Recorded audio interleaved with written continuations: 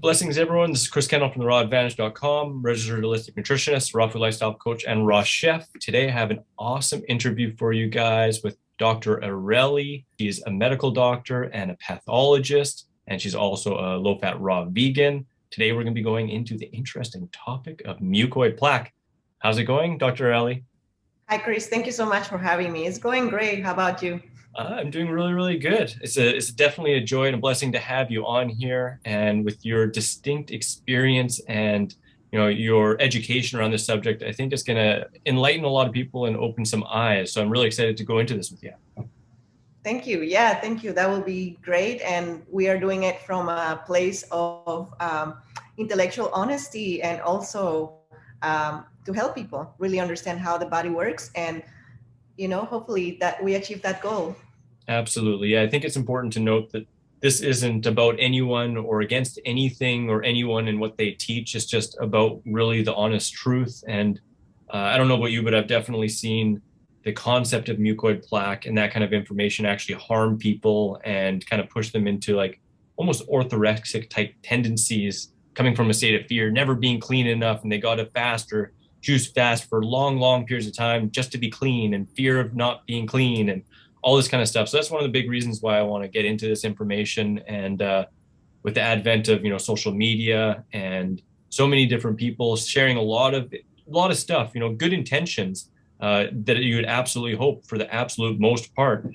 Unfortunately, there is a lot of false information that is spread out there. So it's good to be talking to someone who has direct experience and to clear this info up, and that's something I feel really blessed to be a part of and sharing as well. So do you want to go into a little bit of your, your training and, kind of what you do and what has led you to find out some things that most people probably wouldn't know about this concept of mucoid plaque? Yeah, well, my training is in allopathic medicine. I did 6 years of medical school in Mexico. Then I specialized in pathology in my country for 3 years. To graduate over there, I had to do at least 50 autopsies myself, which I did. And also I observed my co-fellows doing the same thing. So I've done it myself and I watch, and probably, during those 3 years, I've seen more than 200 or 300 because, we were like 5 in my generation. So you can imagine. Then I moved to the States and I repeated residency in pathology as well because I wanted to practice here. So in order to practice here, you have to repeat residency. I accepted that game, so I did. And during those 4 years as well, you have to do at least 50 autopsies to graduate by yourself, which I did, and even more sometimes. And also I did neuropathology, which is pathology of the brain. So during those years, I've seen multiple corpses. I've done multiple autopsies. I've gone to different medical examiner offices all over the world, Mexico, US, and Massachusetts, and California, and San Francisco. And I've seen a human body opened up from the mouth to the rectum, so to speak. And I've analyzed, as I said, hundreds of autopsies. And not only that, but I've also seen very sick patients, because the people who die are usually very sick with all the chronic conditions that you can imagine. And I've seen microscopic sections, meaning we take a piece out of your esophagus, a piece out of your stomach, your colon, your small bowel, every single part that can be examined. We look at it under the microscope to make a diagnosis. So my job is basically that I look with my eyes, the gross pathology, meaning pathology means disease, a study of disease. And then I look microscopically using the microscope, small pieces of tissue that we cannot see with our naked eye. So we magnify it and we establish a diagnosis based on what we see. So that's what I do. Wow, that's amazing. I mean, you pretty much couldn't ask for a better insight into the inner workings of the digestive tract or the human body. And I'm wondering, in all your schooling and observing all those autopsies and stuff like that, has the subject of mucoid plaque ever come up? In the medical world, no, and that shouldn't deter anyone not to believe what we are saying, because there is a lot of animosity towards allopathic medicine, which is understandable because, some people have had bad experiences with it. However, there is a place and time for everything. So I feel like the treatment approach of the allopathic medicine may be not the best. We treat symptoms with drugs and suppress symptoms, but when it comes to understanding how the body works in terms of anatomy, physiology, we really know what we're talking about. At the same time, when I was doing autopsies and very sick people, the word mucoid plaque never came to mind. The only thing that we can say for sure that happens in the colon of somebody who is very sick with a particular disease called diverticular disease is that you sometimes have outpoachings in your colon. The colon is a tube, right? The digestive tract is a tube. So if you have an outpoaching, fecal matter can go in there, but it doesn't stay there and forms like a rock or something. It's uncomfortable, it's just there, but gets washed out eventually. So that's the only thing that I've seen. The other thing probably is pseudomembranous colitis, which happens when a patient is in the hospital intensive care unit with a lot of antibiotics that depletes their microbiome and normal flora. So therefore they grow up bad microbiome, and therefore they have a biofilm that is not nice. It's kind of harmful. So it's called pseudomembranous colitis, but only happens in very severe patients, ICU people, but that's it. The diverticuli and the polyps, are they diverticular disease? Yeah. Yeah. Are they only found in the colon, or can they be found in other parts of the digestive tract as well? No, it's usually the colon, and that's the result of a long life of a bad diet, deprived of fiber. So most standard American diet eaters eat things derived from wheat, pasta, pizza, hamburgers, nothing, and meat, basically pasta, nothing but things that are already processed and softened. They don't have fiber. Therefore, the transit of the intestinal system is kind of delayed.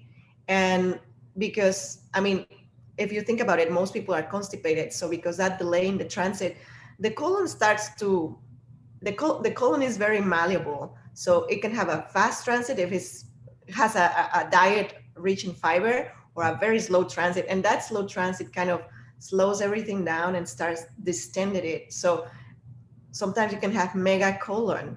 And that's basically what happens in very, very sick people. And yeah, that's what I've seen. I don't know if that answers your questions, but diverticular disease is something that is rare, and maybe in those people who are constantly constipated, that's when that happens. Yeah. So you mentioned biofilms. So what role do biofilms have in the digestive tract? And you mentioned like a dysbiosis and an unhealthy biofilm. Are there healthy or biofilms, or are biofilms by nature something you don't really want in the digestive tract? So first, I also want to say that we are lined by cells that are mucus producing. So from the moment you open your mouth, and if you ingest something, that bowl of food goes to your throat, and then your esophagus, then your stomach, small bowel, large bowel, rectum, and anus, and then it goes to the toilet. So from the moment you put something in your mouth, all the cells have mucus. They produce mucus. So that mucus protects ourselves. If you eat something spicy, there is more mucus production. If you eat something very bland, like a papaya, actually the mucus stays in the normal amounts of secretion. So if you eat something that is an irritant, or something that is decomposed, things like that, eventually if you chronically eat something like that, the mucus in your linings of your digestive tract are gonna produce more mucus to protect itself. So when peristalsis, right? Peristalsis is the automated movement that propulses the bowl of food that transits in our digestive tract. So when peristalsis reaches the colon, it's kind of a stationary right there. And we only have some bowel movements with certain events, like when we eat some food, immediately you start feeling like, oh, why my intestines are growling? Well, it's because it's peristalsis. You stimulate that movement. So there's more space for the incoming food. So when peristalsis reaches the colon is more stationary because it's dedicated, among other functions, to absorb water. So when you absorb water, and if the food that you're consuming is irritant, Therefore, you propitiate the development of microbiome that is unhealthy. Microbiome is bacteria, parasites, fungi, all these little microorganisms that live in us. I mean, this concept has been kind of popularized over the last 10 years, but scientists have studied that for probably 20 years. The microbiome, all these microorganisms are everywhere. So when it reaches the colon, that food that is irritant, the microorganisms that crave the bad food develop and reproduce and uh, outnumber the good microbiome, because it's not, how can I say, it's not a standard to be clean. You know, we are full of microorganisms. So Yeah. the mucus, the extra mucus production because of that irritant food, plus the development of microbiome that thrives on that bad food, makes it, the lining is to be more thickened, the mucus gets thickened, and therefore that's a film, and it's bio because it's form of living organisms, which is the bad microbiome, or in this case, the bad microbiome, and hardened mucus, which is not, you know, when I said hardened, you shouldn't imagine like a rock or something. It's just like extra layer, right? So anything can be named biofilm depending on what kind of microorganisms are over reproducing. So there could be biofilm that is full of bad microbiome that causes a lot of not only digestive problems but systemic problems, or good biofilm if you eat a raw vegan diet full of vitamins, minerals, fiber that propitiates the development of good microorganisms, then you have a good biofilm. But biofilm is just a term to say, okay, is this layer of microbiome plus mucus? Mucus is normal. Yeah, that makes sense. So yeah, it's kind of a misnomer to be mucus free. Yeah. It's just having mucus in check and having normal amounts rather than overproducing. Like a nose is going to have some to protect, you know, particulates from being breathed all the way into your lungs, but it's Yeah. you don't want it running out of your nose all the time. Right. Same Yeah. We are constantly producing mucus in our noses, in our sinuses, in our lungs, bronchi. So yeah, we're full of mucus, but we should avoid diet that is irritant and overproduces that mucus. That's the mucusless diets, right? Approaches that come about. It's not that you're not gonna produce mucus, it's that you're gonna avoid irritation, inflammation, and therefore the mucus is not overproduced. Yeah, that makes sense. That's really, really good information. Yeah. So what in your autopsies and standing over other autopsies, have you seen a lot of variance in how the entire digestive tract looks in different people, from those who are really sick to those who aren't? You know, is there major different stages of disease along the digestive tract, and what are the kind of things you have seen? Yeah, I mean, from those autopsies, there are different causes of death. The causes of death that I've seen in the medical examiner offices is, young person that died of a heroin overdose, for example. So you have a healthy, quote unquote, healthy, relatively healthy 20-year-old man with an overdose. So when you open that, you can see the normal size of the small bowel and large bowel, meaning a small bowel, when I say small bowel, is duodenum, jejunum, and ileum. There are three parts of the small bowel, and large bowel is the colon, and the colon is like a inverted U. So start with the ascending colon, the transverse colon, and the descending colon, and then at the end you have this sigmoid colon, and then the rectum. So when a person dies and is young and it's nothing related to diet, like a heroin overdose, the colon looks textbook like. Okay, it's not distended, it's the regular shape, the regular size. And when you open up, as I said, I've opened up bodies like from the mouth to the rectum. The linings are fine. The linings are pink, moist. There is nothing wrong.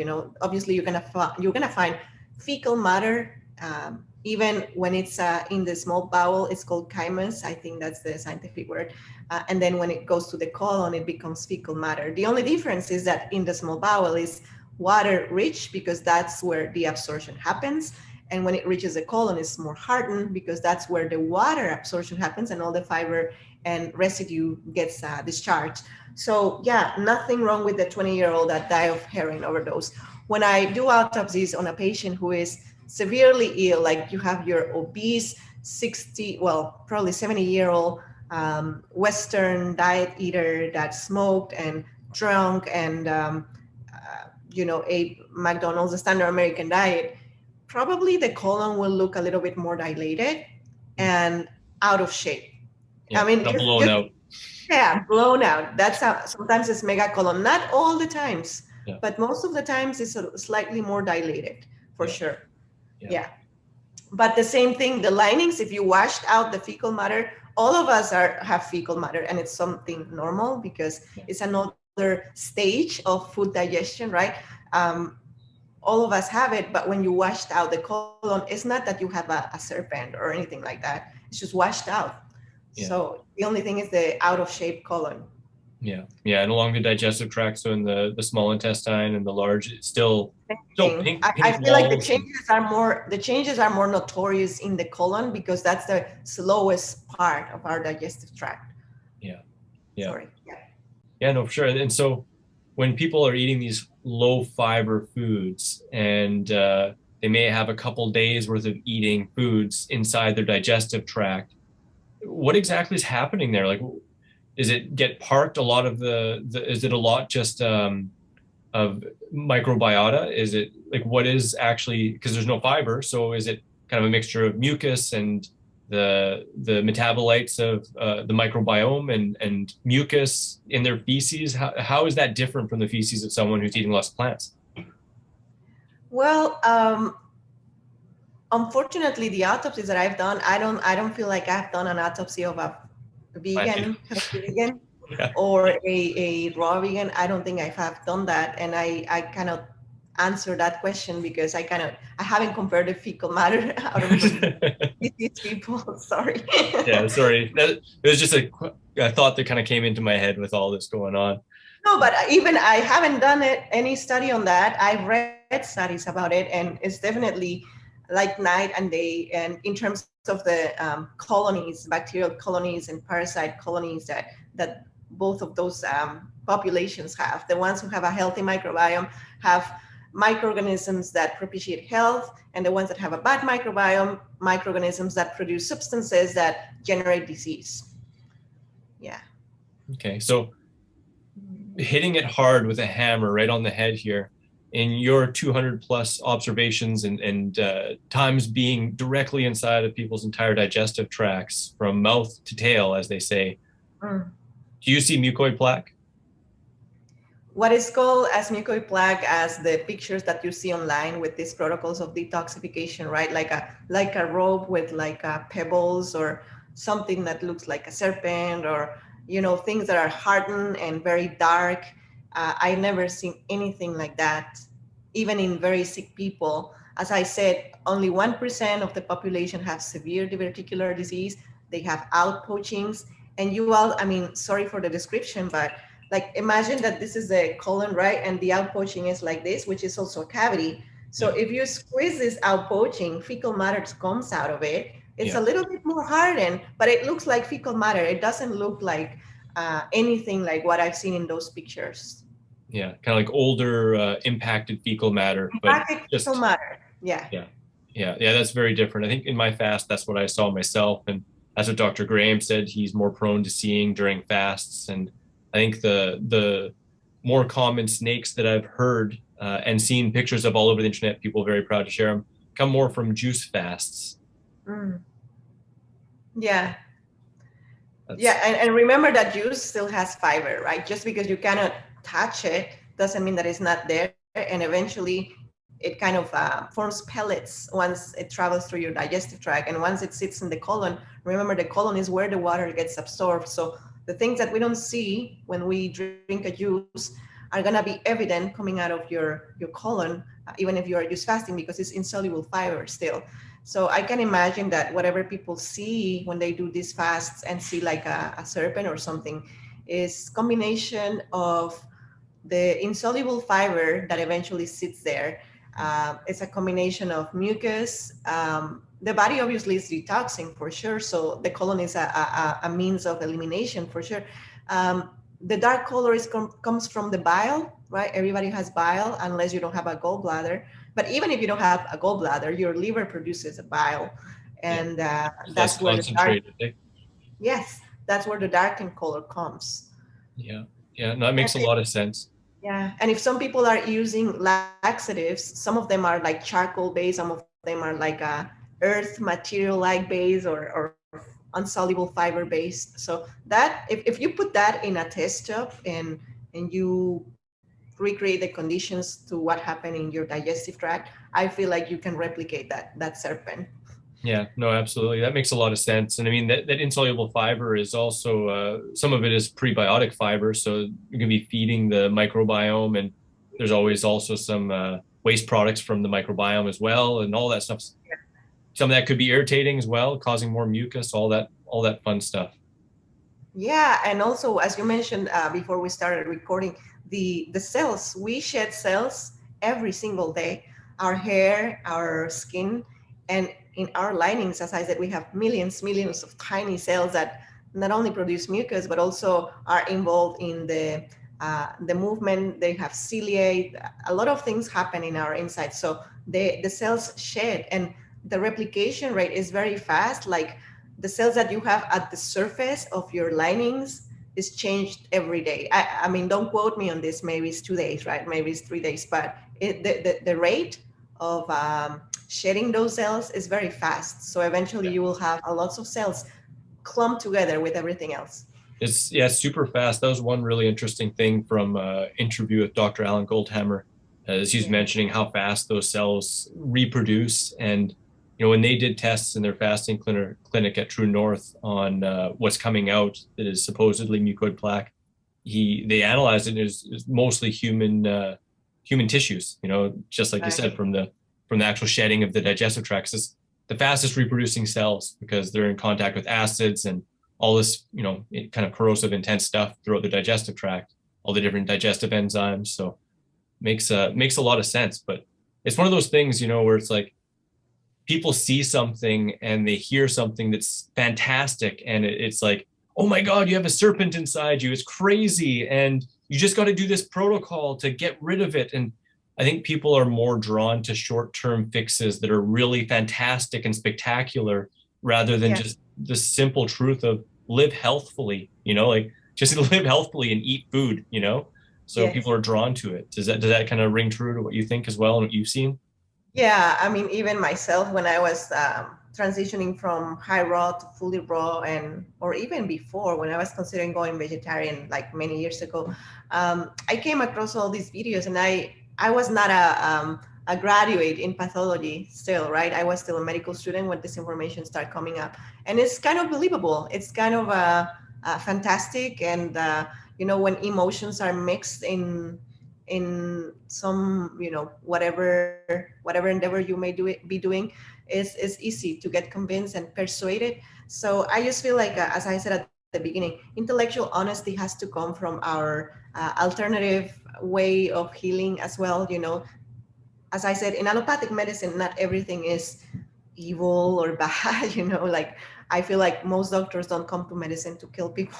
Like that's one of the misconceptions that the alternative healing people have. Unfortunately, we don't learn nutrition. That's a fact. That's a Yeah. well-known fact. We are not trained in nutrition. We are not trained in diets. There are definitely mistakes, like every other field in human. Whenever humans participate, we try to minimize those. But I feel like though both the medical world and the alternative world have to have the intellectual honesty to say, okay, and lack of how can I say, more humility, more to be more humble in the medical field, to accept that some things that we are doing are probably not right, and in the alternative field to say, okay, some things that we are doing we're probably not right.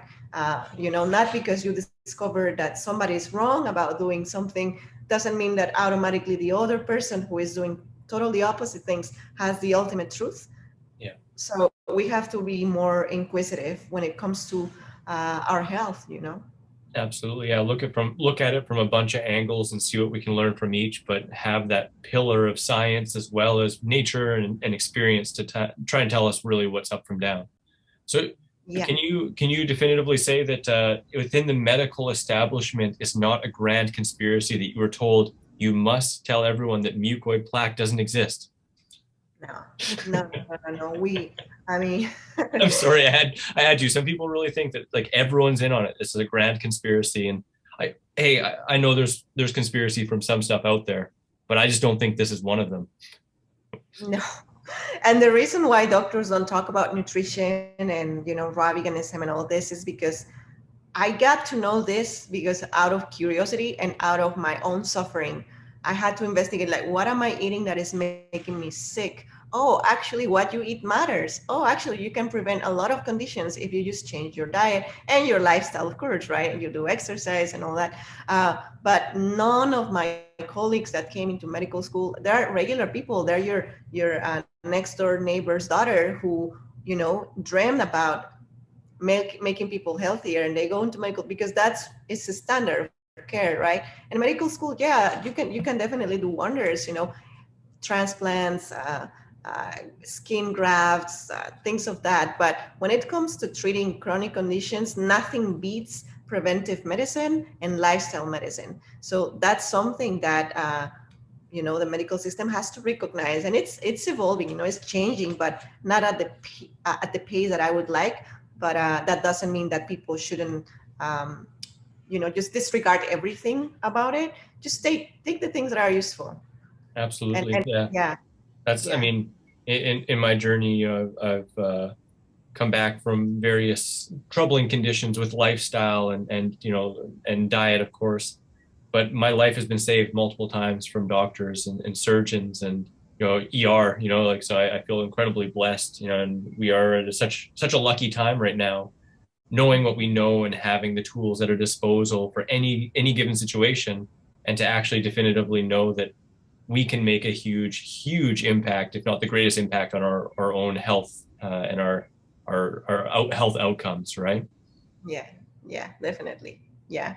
And I'm sure that if medical doctors are honest, and if they get presented with the evidence about plant-based nutrition and even more with raw vegan nutrition, they will start recommending it. But the thing is that we don't have time. Like right now, it's Saturday. I'm on scrubs because I'm going to the hospital to finish some job that I have still pending. I don't want my cases to accumulate for Monday, so I don't have time to look into all those things. And imagine a surgeon who is like busy 24/7. Is kind of, I don't know if it's by design, who knows, whatever you want to believe, but we are constantly learning and doing business within the system that we already learn. And there is no room for or space for to learn something else unless it affects you directly and you're open-minded to try something else. That's the only reason. There are good doctors out there, but just probably not very knowledgeable about proper diet.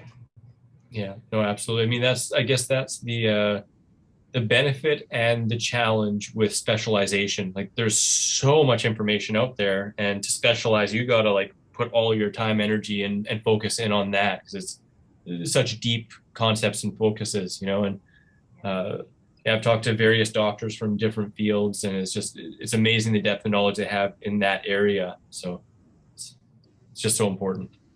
Yeah, definitely. Awesome. So is there anything on this topic that you'd like to go into a little bit more, or how?